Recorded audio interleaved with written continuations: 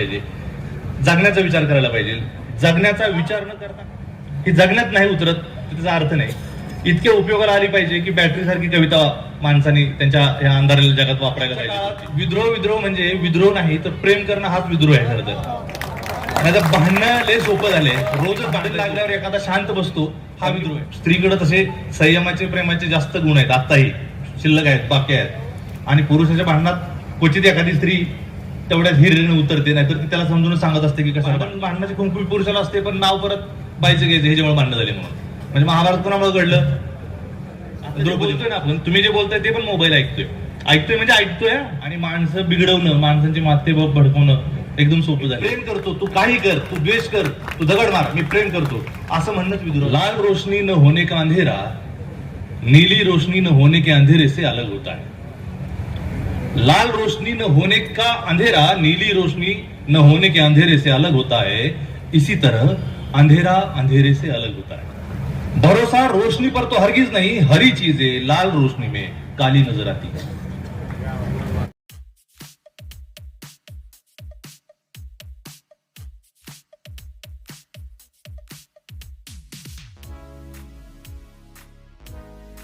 आहे तिने सूत्र सांभाळलेली आहेत आणि नवरा मागचं जे म्हणतो ना किचन सांभाळतोय, हे खूप खूप खूप भारी दृश्य आहे. नाहीतर तुम्ही गेला की स्वागताला नवरा हात जोडून येतो आणि बायको हात चहा करत असते.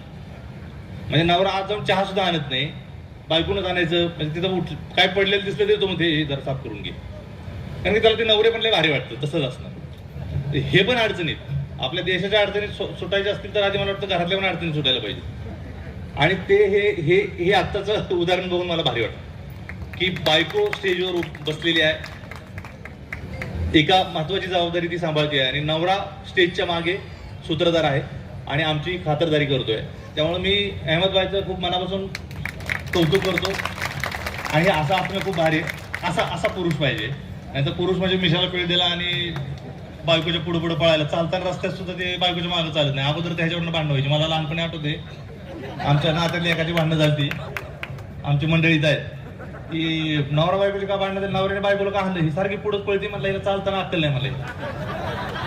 म्हणजे हे किती का माणसं चालणार, बायकोने याच्या मागे चाललं पाहिजे याची अशी इच्छा होती. मग जरा वेगात पळावं. बाई जर जरा फास्ट चालते तर जरा वेगात जावं. पण पुढे मागं चालायची गरज नाही, सोबत चालायची ते पण जमत नाही. मला वाटतं सोबत चालण्याची गरज आहे आणि प्रासंगी असं मागं राहायची गरज आहे पुरुषांनी. आणि पुरुष असा असावा तर असा असावा, हे पण एक उदाहरण आहे. म्हणून मला या साहित्य संमेलनात साहित्यात जे काही घडतं ते आहेच, लिहिणारे काय आपण जे लिहितो ते आहेच. पण मला वाटतं तुमच्यापर्यंत जर आमचं आपण जे काय करतो ते जर नाही पोहोचलं तर त्याला काय अर्थ नाही. आम्ही आपलं ते कोंबड्यासारखं मोठ्यानं वरवल्यावर का उठला तर उठला, झोपला तिकडं, म्हणून जर परत कार्यक्रम संपला तर तसं होणार नाही, व्हायला नाही पाहिजे. मला वाटतं की या हृदयाचा त्या हृदयाशी संवाद व्हायला पाहिजे. आणि कविता ज्याला आवडते त्याच्यापर्यंत कविता पोहोचली तर पोहोचली, उत्तमच. पण काय म्हणणं आहे त्या कवितेचं, तुकारामांचं काय म्हणणं आहे, हे आता सगळ्या जनसामान्यापर्यंत आहेत. म्हणून मला वाटतं महत्वाचं आहे.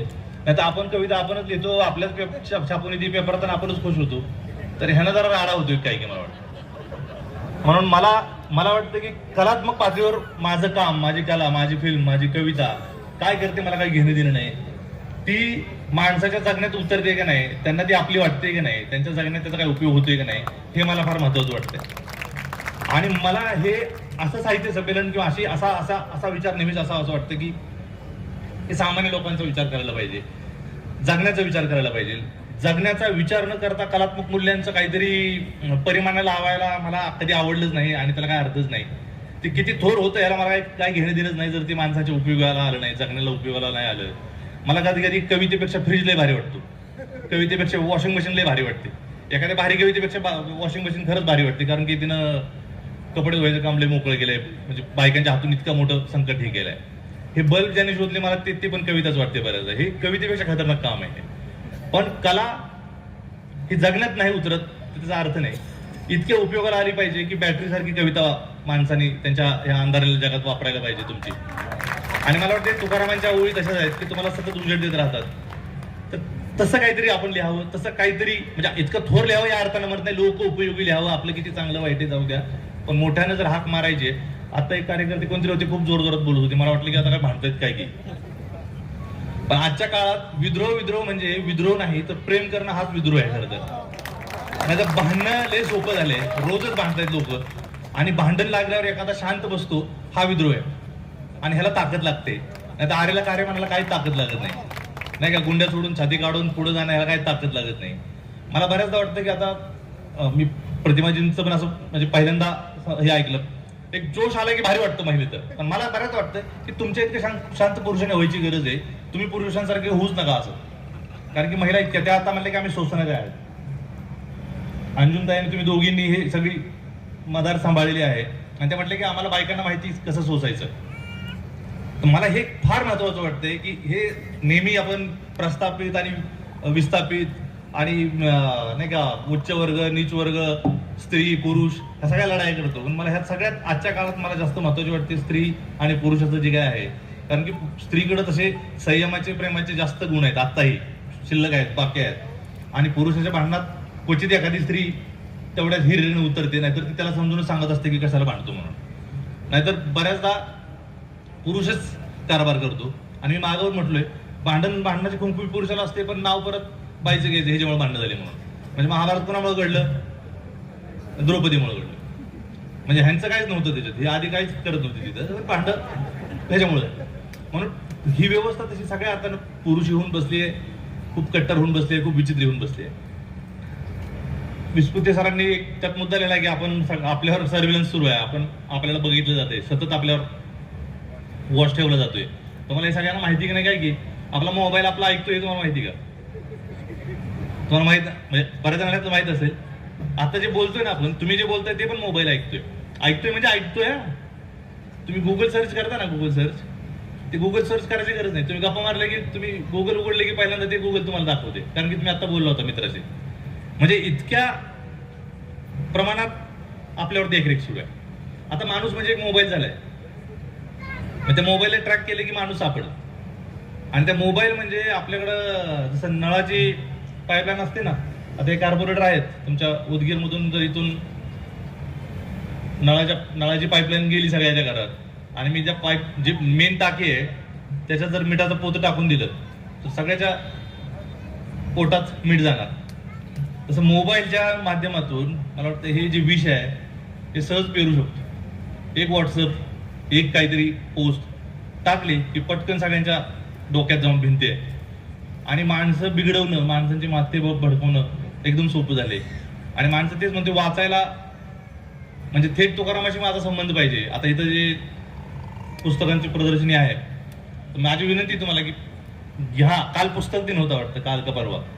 आता हे पुस्तक दिन वगैरे कशाला करतो त्याचं पण काही गणित कळत नाही. इतके असतात, rose day, Valentine day, fathers day, mother day, सगळे डे आहेत. पण पुस्तक खूपच महत्वाचे. पुस्तक डे हा रोजच असायला पाहिजे असं मला वाटतं, की पुस्तकं वाचली पाहिजेत. आणि तुम्ही साहित्य संमेलन करताय, मी सगळ्यांना जाऊन, आता मी मुंबईत खूप इम्प्रेस झालो. नवी मुंबईत एक स्मारक त्यांनी उभं केलं बाबासाहेबांच्या नावानं, आणि तिथं बाबासाहेबांचा पुतळा बिलकुल नाहीये. म्हणजे बाबासाहेबांचं स्मारक आहे आणि बाबासाहेबांचा पुतळा नाही. हे पहिल्यांदा मला बघायला भेटलं आणि मला फार आनंद वाटला. नाहीतर पुतळा उभा करायचा, हात जोडायचे, निघून जायचं. आणि आपलं तेवढंच आहे, आपलं देणं काय लागतं तर हात जोडायचे, बाकीचा विचार काय करायचे. बाबासाहेब जय भीम म्हणले की संपला विषय, काय आपण झालं, आपलं काम झालं. पण जय भीम म्हणताना किती जबाबदारी येते ते पण लय महत्वाचं आहे. आपण बाबासाहेबांचं जेव्हा नाव सांगतो तेव्हा मला वाटतं की प्रेमाचा वारसा आपल्याकडे आहे. बुद्धांचं जेव्हा नाव सांगतो तेव्हा करुणेचा वारसा आपल्याकडे आहे. आणि जो अत्यंत कारुण्यपूर्ण माणूस आहे, करुणेनं वागतो, त्यानं स्वतःला बुद्ध म्हणून घ्यावं. त्यानं शिवाजी महाराजांचं नाव घ्यावं की ज्यांना प्रजेची काळजी करता येईल. पण आता तसं आपण राहत नाही. आपण आपल्याच मार्गाने जातो, पण आपल्याला सोयीसाठी सगळे महापुरुषांचे फोटो लागतात. मला ह्याची फार म्हणजे बऱ्याचदा चिंता वाटते आणि खंतही वाटते. पण आनंद असा वाटतो की आत्ताही लोक साहित्य संमेलनाला जमतायत. हे मला असं वाटलं नव्हतं. नाहीतर ऑनलाईन सगळेच म्हणले असते तुम्ही करा, व्हॉट्सअपला पाठवून द्या, आम्ही बघतो. मग तुम्ही इथं आलायत म्हणजे काहीतरी तुम्हाला, काहीतरी मला माहित नाही, काहीतरी गोष्ट असेल की तुम्हाला इथं घेऊन आली आहे. कुठलंही साहित्य संमेलन असेल.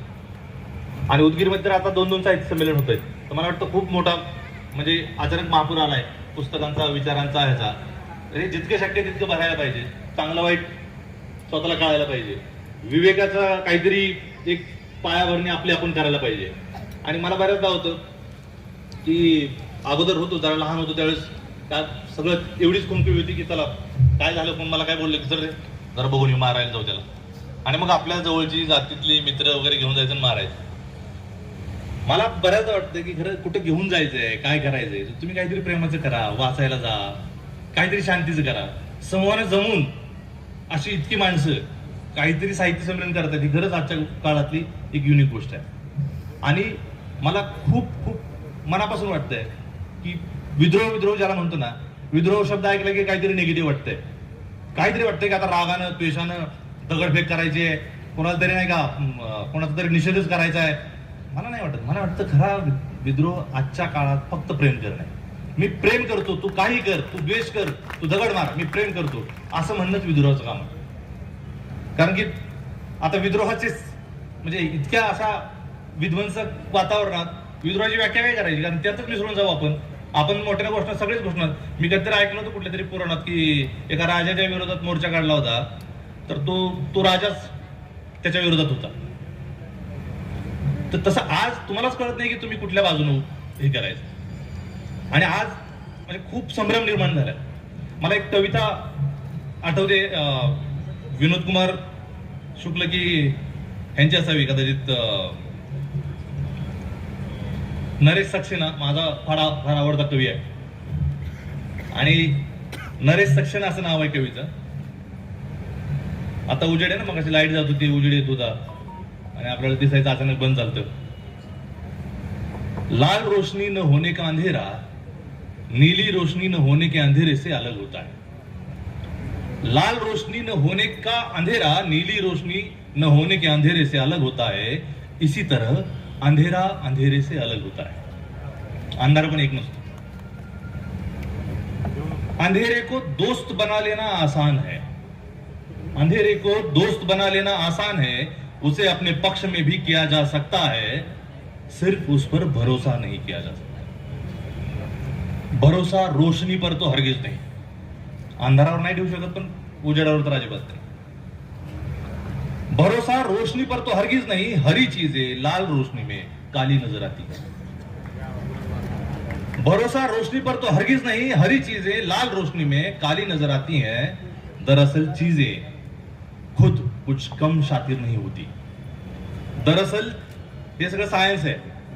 दरअसल चीजें खुद कुछ कम शातिर नहीं होती. वे उन रंगों की नहीं दिखती जिन्हें वो सौंख लेती है, बल्कि उन रंगों की दिखती है जिन्हें लौटा रही होती है. वे हमेशा अपने अस्वीकृति का रंग दिखाती है. औरों की क्या कहूं, औरों की क्या कहूं. मेरी बाईं आंख ही देखती है कुछ और, दाईं कुछ और देखती है. बायां पांव जाता है कहीं और, दाया कहीं और जाता है. पास आओ दोस्त, अलग करे सन्नाटे को सन्नाटे से, अंधेरे को अंधेरे से और नरेश को नरेश से. हे माणसातून, आपल्याच माणसातून एक आपला माणूस वेगळा करायला पाहिजे असं त्याचं म्हणणं आहे. मला ही कविता जेव्हा वाचली, मग कविता का, साहित्य का, तुकाराम जेव्हा म्हणतो ना की कोडी याचे गोरेपण त्याचे अहंकारी मन, हे एक वाचल्यावरच कळते की अहंकार करायचंच नाही. हे खूप मनात पक्क होतं. म्हणून तुकारामांसारखा माणूस पाहिजे आपल्याला सांगायला, समजून. आपलं कळत नाही ना, आजी आजोबा सांगतात की यार असं नको करू, पण आपटल्यावर 2-4 वेळा मग कळते की म्हातारी म्हणत होती खरे. हे आपल्या आजी आजोबाच आहेत, हे ज्यांनी काही ह्या माणूस म्हणजे आपल्या मानव मुक्तीसाठी, माणसांच्या कल्याणासाठी जे लिहून ठेवले ते आपण ऐकत नाही. बरं, का वाचायचं ते खरंच खूप सोपं आहे. उगीच क्लिष्ट करून ठेवलं. वाचणं म्हणजे थोर आहे, म्हणजे वाचतो मी वगैरे. माझा एक मित्र होता, तो वाचत नव्हता आणि पुस्तक घेऊन फिरायचा, कारण की जरा इंटेलेक्च्युअल वाटतं म्हणून. तर इंटेलेक्च्युअल वाटतं म्हणून पुस्तक वाचायची गरज नाही. पुस्तक वाचायचे कारण की थेट संबंध झाला पाहिजे. बाबासाहेबांनी लिहिलंय ना, तुम्ही जर बाबासाहेबांचं वाचायला लागला तर बाबासाहेब थेट तुमच्याशी बोलतायत. थेट, त्यात कुणीच नको, मध्ये नको, विपर्यास करणार माणूस नको. तुकाराम थेट तुमच्याशी बोलतायत. शिवाजी महाराजांचे पत्र आहेत, तत्कालीन जितका हे आहे विपर्यास सगळ्याच होऊ शकतो, कोणाचाही होऊ शकतो. म्हणून तुम्ही वाचलं पाहिजे. आणि आपल्याला असते ना की आपल्याला माहित नाही. अगोदर निरक्षर माणसांना, आता एक उदगीरवरून लातूरला जायचं म्हणलं तर त्यांना माहित नाही, मग जायचं विचारायचं, ही एसटीच्या समोर जाऊन करायचं, ही एसटी कुठे चालली, मग त्यांनी सांगायचं. मग 4-5-10 एसट्यांकडे समोर जाऊन उभं राहायचं, किंवा 4 जणांना विचारायचं की लातूरला जातील कुठली एसटी. बरं ती एसटी थांबते का वेगळा जाते ते पण माहित नाही आपल्याला. मग इतकं करायचं उपयोग. ह्याच्याऐवजी वाचायला लागलं, कोणाला विचारायची गरज नाही, थेट बसायचं एसटीत जायचं निघून. हे कळलं म्हणून आता भरपूर, आता कोणीतरी क्वचितच माणसं असे असाक्षर आहे. मला त्या साक्षरता ही पण आहे की तुम्ही वाचलं पाहिजे. थेट तुम्ही सावित्रीबाईंचं तुम्ही वाचलं पाहिजे. आम्ही कशाला सांगायचं.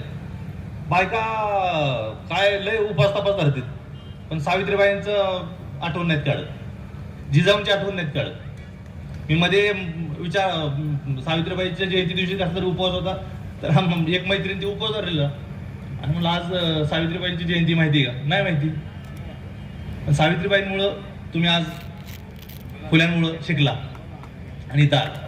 बाबासाहेबांनी मतदानाचा हक्क न मागता दिला म्हणून इथं आला. शिवाजी महाराजांनी कधीतरी ह्या महाराष्ट्राची, ह्या इतक्या जातीपातीच्या पुढे जाऊन एक जीवाने जगणाऱ्या सगळ्या महाराष्ट्राची मुहूर्तमेढ रोवली होती 300-400 वर्षापूर्वी. म्हणून आजही आपल्यात हे जे ज्याला म्हणून आपण इतकी खिचडी असून, इतकी भेसळ असून, इतक्या वेगळ्या जातीपातीची भाषा बोलणारी लोक असूनही एका ह्याच्यावर आहेत, ते महाराजांची कृपा आहे. ह्या सगळ्या माणसांना मला वाटतं आपण थेट बोललं पाहिजे, आपण थेट वाचलं पाहिजे. अशा साहित्य संमेलनातून मला तरी ही ऊर्जा मिळते. मी आत्ता जाऊन पुस्तकं घेऊन आलो. मी आत्ताही विचारत होतो की मला पुस्तक घ्यायचे आणि मागं पडल्यासारखं वाटतं. मी आता बऱ्याच जण माझे मित्र आहेत, मी सर पुढे बसलेत, गोंधळ सर आहेत, प्रदीप आवटे आहेत, सरांचं पण कधी कधी फेसबुक चेक करतो. हे माणसं जे वाचतात ते फॉलो करतो. आपण वाचायला पाहिजे, आपण अपडेट राहायला पाहिजे.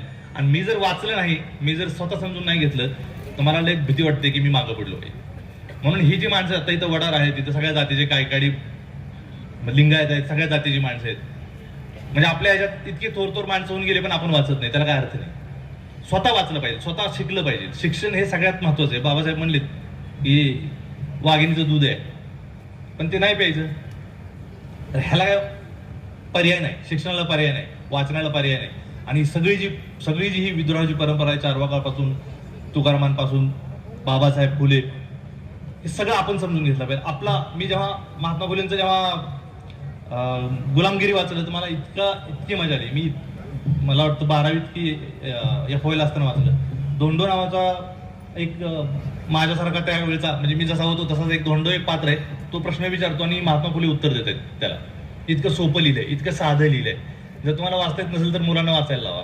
हे पुस्तकं घ्या, हे आणा आणि हे वाचा, तर साहित्य संमेलनाची मजा येईल. नाहीतर इथं काय जे कविता होतील, आम्ही बोलू, इतकेही विद्वान माणसं आहेत, हे पोटतिडकीने काहीतरी सूत्र मांडतील, पण ते तुमच्यासोबत जाणारच नाहीत, माझ्यासोबत जाणारच नाही. तर करायचं काय? हा झालं 1-2 दिवस मस्त हे होता, नटून थटून आलो, म्हणजे सजून नाही गेलं तरी चालतंय.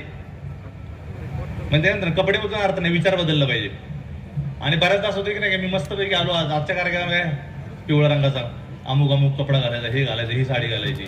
7-7, 8-8 साड्या बदलतात. तेच काय रंग असतात ना तुमचे, आज अमुक रंग, तमुक रंग, आणि विचार काय तूच, डोकं तसंच. आणि केशवसुतांच्याच कवितेतली मला वाटतं एक ओळ आहे की जगाचा विस्तार केवढा, ज्याच्या त्याच्या डोक्या एवढा. तर आपलं डोकं जेवढं बारीक आहे तेवढं जग बारीक आहे. मेंदू तुमचा जितका, बाबासाहेबांचा प्रगाढ होता एवढा मोठा म्हणून त्यांना जग कळलं आणि आपल्यासाठी त्यांनी काहीतरी केलं. शिवाजी महाराजांना एवढं मोठं स्वप्न दिसत होतं म्हणून त्यांनी आटकेपार महाराष्ट्राचा मराठी माणसाचा झेंडा लावला.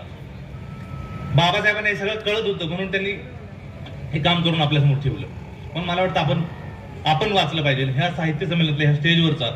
आणि तुम्ही समोर बसला ह्यांचा ऑलरेडी मला वाटतं की हा दुरावा खूप कमी आहे, हे अंतर खूप कमी आहे. आणि हे मी तुमचं खरंच म्हणजे किती वर्ष मी विद्रोही साहित्य संमेलन, मला आता ताईने आठवण करून दिली की मी कविता वाचली होती. त्यावेळेस नुसती कविता वाचायची एक आपण लिहितो आणि आपण जाऊन वाचूया वगैरे, आणि तो अनुभव मजेशीर आहे, तुम्हाला सांगेन परत. पण मला काही कळत नव्हतं की हे साहित्य संमेलन ते साहित्य संमेलन आपण लिहिलंय, आपण जाऊन वाचू वगैरे, असं तसं होतं. आणि आज मी इथं आहे, हे माझ्यासाठी खूप महत्वाची गोष्ट आहे की मला तुम्ही आज इथं निमंत्रित केलंय. आणि अशा साहित्य संमेलनाचं हे यश आहे की हे अंतर कमी होत आहे. हे जणू काही तुमचं साहित्य संमेलन आहे खरं, तुम्ही समजून घ्या. अध्यक्ष सर असतील पण यांच्या अध्यक्षतेखाली आपण सगळी ही जी इथं जमाव म्हणू ह्याला, किंवा ह्याला काय म्हणता येईल, सगळी माणसांचा सगळा ही जी यात्रा आहे, जत्रा आहे, झुंड म्हणू शकता. पण म्हणून आहे माझं म्हणणं की आपण टीम आहोत आणि झुंडला डोकं नसतं, टीमला डोकं असतं, तोच मुद्दा आहे. आणि आपण डोक्याचा वापर करून आपण सामील व्हायला पाहिजे. पुढच्या वेळी अजून इथं होऊ द्या, कुठं होऊ द्या, अजून आपण जास्त सामील होऊया साहित्य संमेलनात. आणि हे अंतर कमी करू. मी एक कविता शेवटी वाचून थांबतो. माझी आवडती कविता विनोद कुमार शुक्ल नावाचा मित्रावरती किंवा मैत्र भावावरती लिहिलेली ही कविता आहे.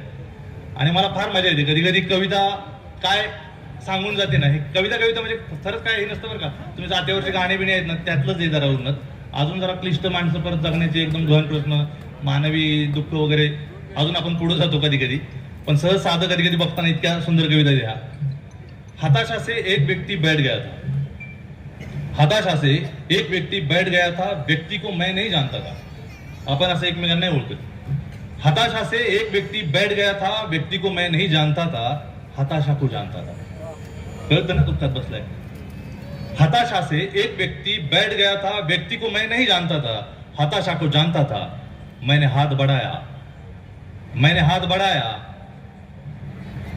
हताशा से एक व्यक्ति बैठ गया था, मैंने हाथ बढ़ाया.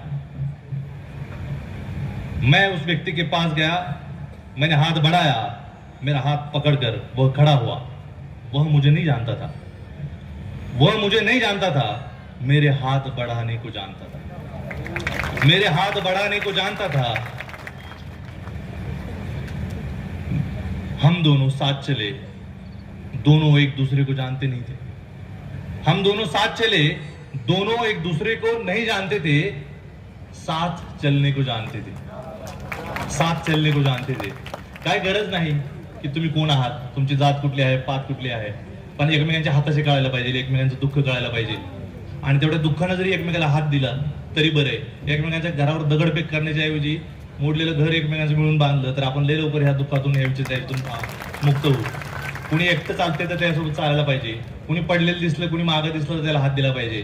आणि ती अजूनही म्हणजे इतकी मागं पडलेली माणसं आहेत, दलित आहेत, भटके आहेत, अमुक आपण असं म्हणतो की इतकं दुःख आहे वगैरे.